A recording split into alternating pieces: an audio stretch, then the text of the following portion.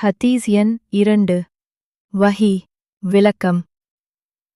Harris இப்னு Hisham ரலியல்லாஹு அன்ஹு அவர்கள் அல்லாஹ்வின் தூதரிடம், இறைத்தூதர் அவர்களே, தங்களுக்கு இறைச்செய்தி வஹி எவ்வாறு வருகிறது என்று கேட்டார்கள்.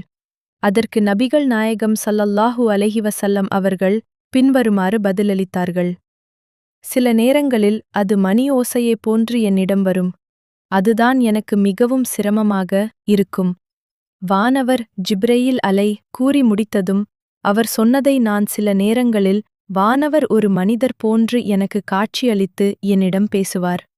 அப்போது அவர் கூறுவதை நான் அப்படியே நினைவில் நிறுத்திக் கொள்வேன்.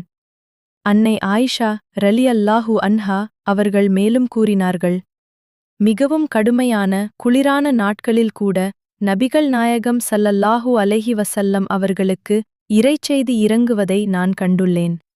அந்தச் செய்தி அருளப்பட்டு முடிந்தவுடன் கடும் குளிரிலும் அவர்களின் நெற்றியிலிருந்து வேர்வை சொட்டும்.